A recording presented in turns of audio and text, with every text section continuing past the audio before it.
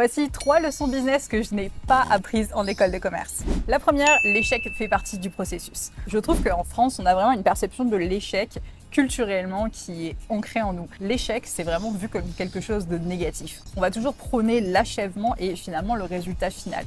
Ce qu'on a oublié de nous dire et ce que je trouve qui est beaucoup plus prégnant aux États-Unis, c'est cette culture qui dit que l'échec vous rapproche de vos objectifs. Et c'est vrai.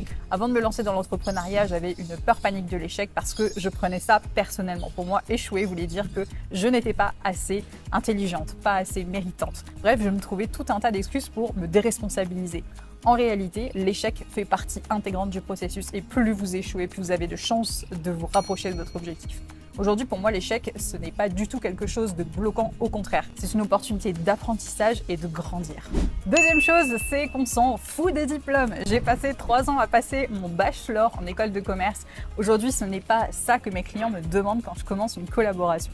La réalité, c'est que si vous savez vous vendre et que les prestations sont à la hauteur de ce que vous avancez, aucun client ne vous demandera vos diplômes si vous travaillez dans le freelancing et évidemment dans le marketing digital. Les diplômes, les certifications que vous allez passer, c'est bien pour votre montée en compétences, évidemment pour vous donner de la légitimité, mais ce n'est pas ça qui va vous aider à convaincre un client de travailler avec vous. Le plus important, c'est d'être à la hauteur du travail dans lequel vous allez vous engager. Le diplôme, les certifications ne seront jamais un obstacle à votre réussite.